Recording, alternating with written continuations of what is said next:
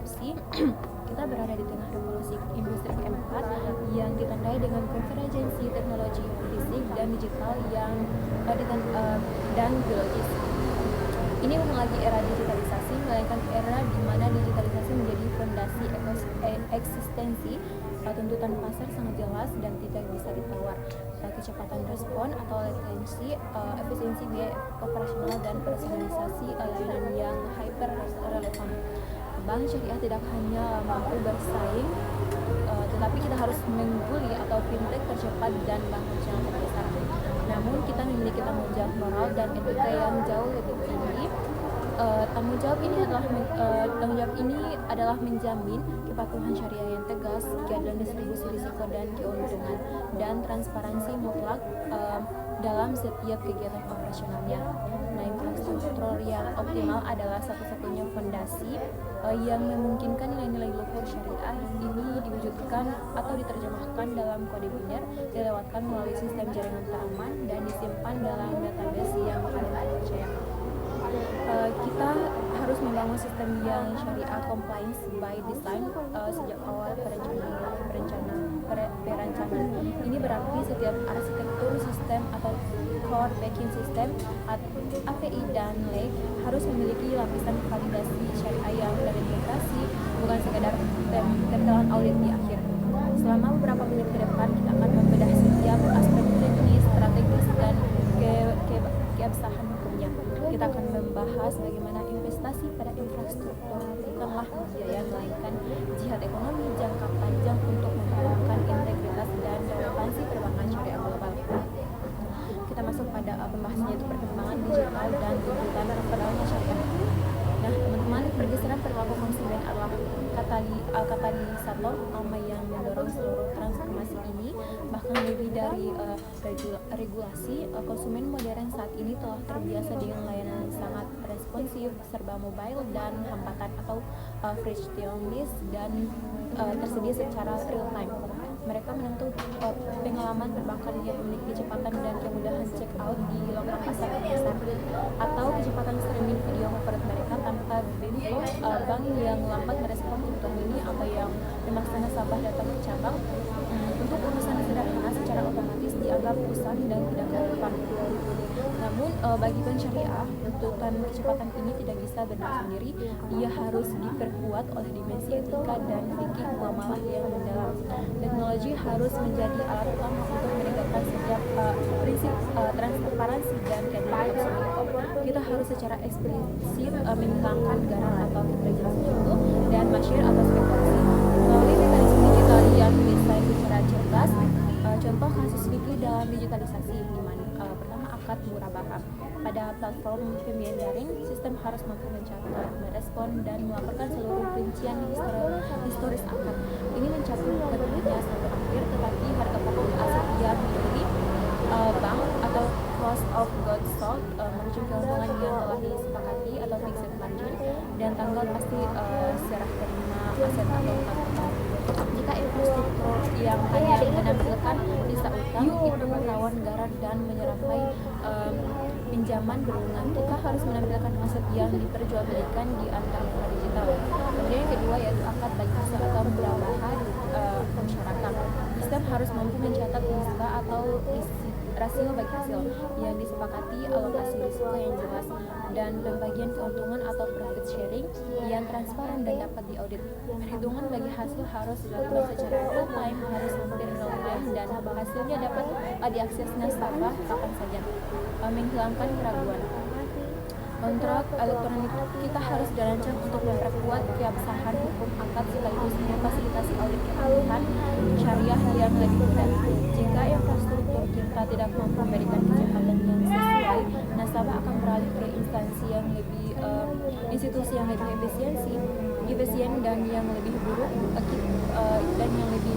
buruk kita gagal dalam tugas dakwah ekonomi Islam yang mengedepankan keadilan. Oleh karena itu, kita harus mencapai efisiensi yang berkah, menjadikan kecepatan digital sebagai kewajiban untuk menjaga amanah dan keadilan yang hakim. Kemudian kita masuk pada yang ketiga, yaitu infrastruktur teknologi sebagai tulang punggung. Nah, fondasi teknologi harus kuat, fleksibel, dan secara filosofis syariah setris. Terdapat beberapa poin, yaitu poin pertama A. Sistem perbankan inti atau SBI generasi berikutnya.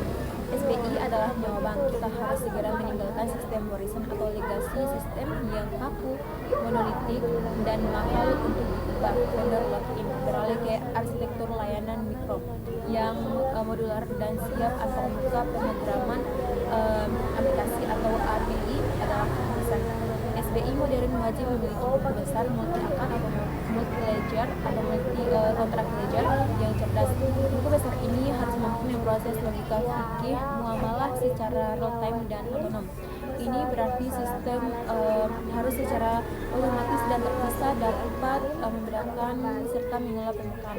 Terdapat beberapa bagian poin, itu pertama satu, dana nasabah yang bersifat titipan atau hadiah yang tidak menanggung risiko kerugian. Kemudian kedua, dana investasi murabah atau masyarakat yang menanggung risiko profit and loss sharing.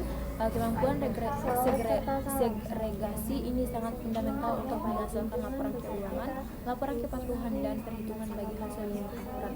Investasi pada SBI baru adalah investasi terberat dan paling berisiko, tetapi menentukan kelincahan agility bank dalam inovasi produk dan kemampuan time to market yang cepat.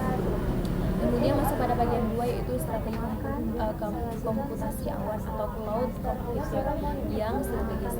Adopsi komputasi awan memberikan skalabilitas elastis yang baik. Kita harus mampu menyesuaikan kapasitas server dalam hitungan jam bulan untuk menghadapi lonjakan beban kerja, misalnya pada saat pembayaran gaji massal, periode hari raya Idul Fitri, atau kampanye cek bank besar. Bank syariah harus cerdas menerapkan model awan hibrida, sebuah pendekatan yang memadukan keunggulan awan pribadi dan awan publik. Data paling sensitif dari atau SBI buku besar dan identitas nasabah idealnya dijaga di lingkungan terkontrol atau awan pribadi private control yang memberikan kontrol keamanan dan kedaulatan data maksimal. Sementara itu, aplikasi layanan, pengembangan fitur, dan pengujian diletakkan di awan publik untuk fleksibilitas dan biaya yang lebih efisien. Seluruh keputusan ini harus melalui audit keamanan yang ketat. Mematuhi regulasi domisili data science yang ditetapkan oleh OJK dan regulator, menjamin kedaulatan data nasabah Indonesia tetap di dalam negeri. Kemudian kita masuk pada bagian C, itu jaringan dan pusat data, di mana keandalan layanan adalah martabat dan janji bank. Kita wajib memiliki pusat data dan pusat pengolahan bencana yang terstandarisasi tinggi minimal tiap bulan, di mana tertiga itu menjamin uptime minimal 99,98% dengan durasi downtime tahunan maksimal 1,6 per jam, sebuah standar keandalan yang fundamental. Infrastruktur jaringan harus mendukung keterlambatan rendah, low latency yang ekstrim, yang sangat vital untuk transaksi real-time, keputusan kredit yang instan, dan integrasi dengan sistem pembayaran nasional dan sistem failover otomatis harus dirancang untuk menjamin rencana keberlanjutan bisnis, dapat memulihkan layanan kritis dalam waktu yang sangat singkat, kemudian menjaga kepercayaan publik secara absolut. Kemudian yang keempat, regulasi dan kebijakan pendukung. Transformasi teknologi yang kita jalankan ini betapapun cepatnya harus selalu bergerak di bawah payung hukum dan regulasi yang jelas. Kita tidak boleh menciptakan kekosongan hukum atau ambiguitas karena hal itu justru menimbulkan ketidakpastian, merusak reputasi, dan mengundang sangkutan. Kemudian masuk pada A, yaitu legalitas EKYC dan tanda tangan digital, di mana infrastruktur kita harus dibangun dengan mempertimbangkan kemampuan interoperabilitas tingkat tinggi. Ini berarti ia harus mampu berintegrasi secara aman dan mulus dengan sistem verifikasi identitas biometrik nasional seperti data kependudukan atau dukcapil dan sistem nasional lainnya. Mengapa ini mendesak?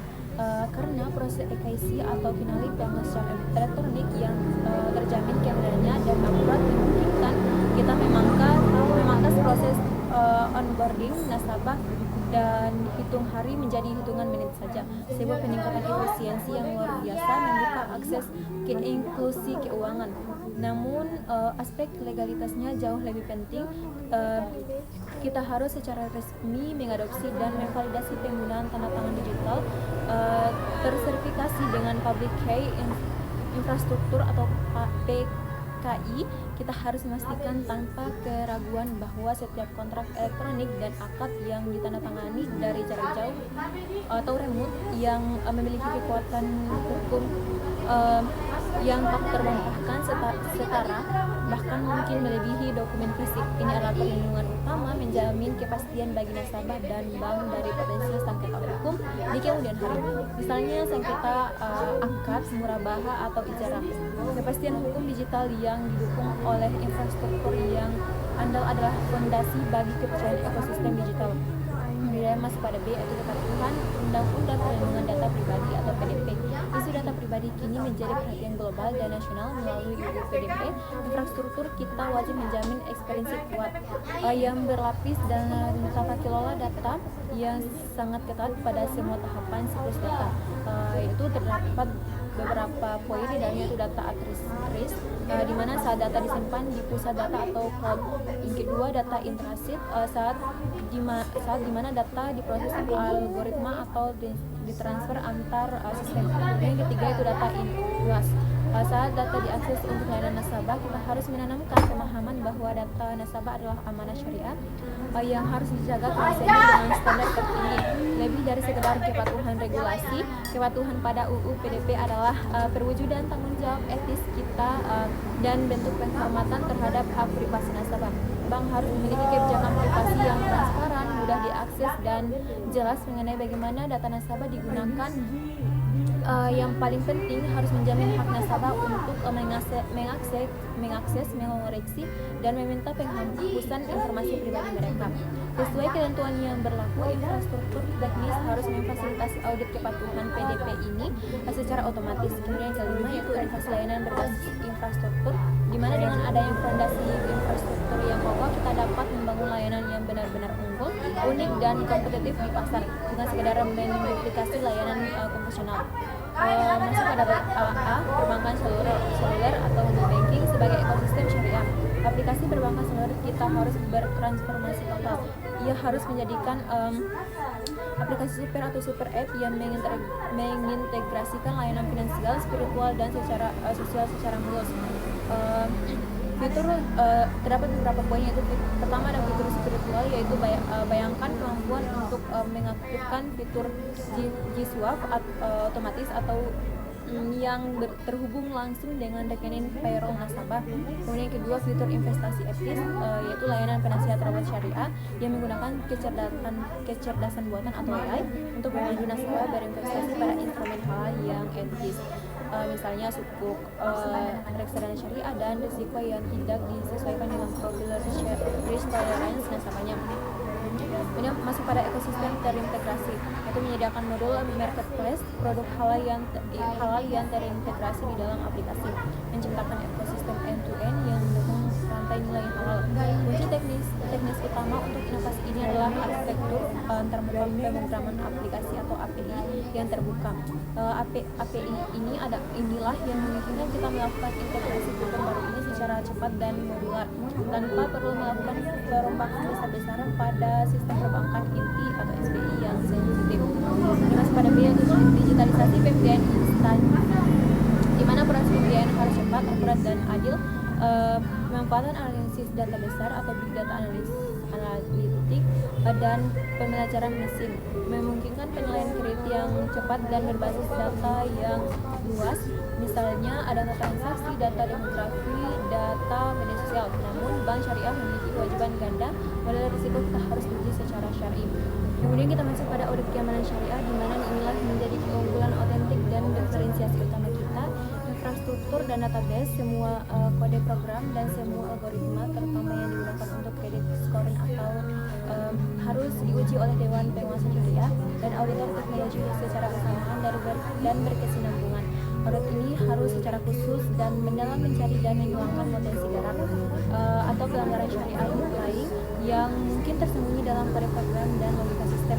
Misalnya memastikan bahwa biaya pembelian arahan Dalam ijarah tidak dihitung sebagai bunga.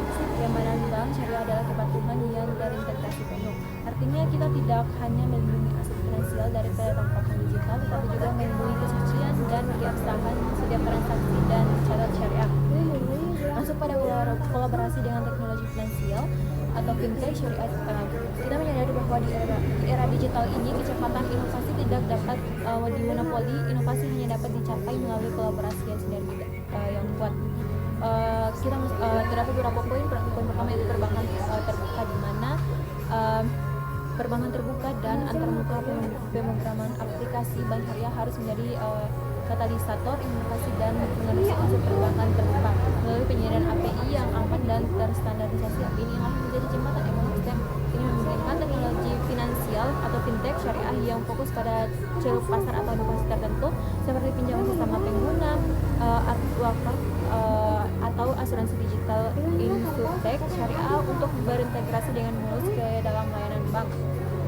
Kemudian menciptakan ekosistem dan prinsip tahun yang melalui kolaborasi strategi ini kita secara aktif membangun ekosistem keuangan syariah digital yang kuat, mendorong inklusi keuangan secara masif. Ini adalah perwujudan prinsip tahu atau tolong menolong dalam ekonomi digital yang lebih besar. Bank berperan sebagai fondasi infrastruktur yang kokoh dan penyedia likuiditas utama. Kolaborasi ini juga harus difokuskan pada pengembangan solusi untuk ekonomi real dan UMKM syariah, menggunakan teknologi untuk memfasilitasi rantai pasokan halal dan pembiayaan produktif. Kemudian kita masuk pada tantangan yang dihadapi, di mana setiap transformasi besar pasti memiliki hambatan yang besar, dan bank yang cerdas adalah bank yang siap mengatasinya dengan strategi yang matang dan baik. Ini berarti tantangan finansial adalah yang paling nyata. Biaya untuk migrasi SBI dan data besar ini adalah komitmen puluhan hingga ratusan miliar rupiah yang menuntut dukungan penuh dari dewan direksi dan pandangan jangka panjang. Risiko kegagalan migrasi SBI sangat tinggi dan dapat melumpuhkan seluruh operasional bank selama berhari-hari. Oleh karena itu, manajemen proyek harus sangat cermat dilakukan bertahap, misalnya fase migration dan diawasi ketat oleh komite risiko. Kita harus menghitung nilai pengembalian investasi atau ROI jangka panjang dan modernisasi ini, membuktikan bahwa biaya ini adalah investasi untuk bertahan hidup dan pertumbuhan, bukan sekedar biaya operasional. Yang masuk pada kesenjangan sumber daya manusia, ini adalah tantangan sumber daya manusia yang kritis. Kita menghadapi krisis kompetensi ganda, kekurangan talenta yang menguasai arsitektur teknologi informasi, sekaligus weak muamalah. Untuk itu strateginya itu kita harus mengatasi dengan program peningkatan keterampilan yang sangat agresif, merekrut lulusan yang memiliki pemahaman ganda, dan menjalin kemitraan strategis dengan institusi pendidikan Islam untuk melahirkan developer, data analis, dan IT risk manager yang patuh syariah dan melek teknologi. Kita perlu menciptakan syariah tech talent pool. Kemudian masuk pada disiplin teknologi baru, penerapan teknologi baru yang disruptif seperti kontrak pintar yang berjalan di atas blockchain atau keuangan terdesentralisasi harus melalui kajian syariah yang insentif dan mendalam. Infrastruktur harus adaptif terhadap potensi fatwa baru yang akan muncul, memastikan bahwa inovasi kita tidak pernah melanggar batas kepatuhan. Proses adopsi teknologi adaptif harus selalu didahului oleh fatwa pre-assessment dan regulator sandbox yang disetujui DFS. Nah teman-teman, kita masuk pada kesimpulan dan penutup, di mana sebagai penutup dari presentasi yang sangat mendalam ini, marilah kita tegaskan kembali dengan penuh keyakinan bahwa optimalisasi infrastruktur digital adalah strategi sentral, di mana investasi wajib dan prasyarat bagi keberlanjutan dan stay and grow bank syariah di masa depan. Ini adalah investasi yang menjamin 3 pilar utama, di mana pertama kelincahan, kemampuan bank dalam bersaing dan merespon pasar secara global dengan time to marketing cepat, menggulungi kompetitor konvensional dan fintech. Kemudian yang kedua itu integritas, di mana kepatuhan syariah yang tidak tergoyahkan dijaga oleh desain sistem dan kode program kita sendiri. Dan yang ketiga yaitu kepercayaan atau trust, kepercayaan dan loyalitas dari nasabah yang menjadi modal sosial terbesar kita, dibangun di atas fondasi transparansi mutlak dan keamanan data yang kokoh. Bank syariah yang sukses di masa depan adalah bank teknologi syariah, sebuah institusi di mana nilai-nilai etika dan keadilan Islam mewujudkan melalui teknologi yang yang paling canggih, paling terpercaya, dan paling relevan, marilah kita jadikan komitmen pada infrastruktur ini sebagai janji kita untuk menciptakan sistem keuangan yang lebih adil, transparan, dan berkelanjutan untuk kemaslahatan umat. Kita harus memimpin dengan teknologi. Terima kasih banyak atas waktu, perhatian, dan kesediaan teman-teman untuk menyimak materi ini. Semoga wawasan ini menjadi landasan kuat untuk langkah strategis dan keputusan investasi kita berikutnya demi kejayaan ekonomi syariah. Demikian dari saya pamit undur diri. Wassalamualaikum warahmatullahi wabarakatuh. Waalaikumsalam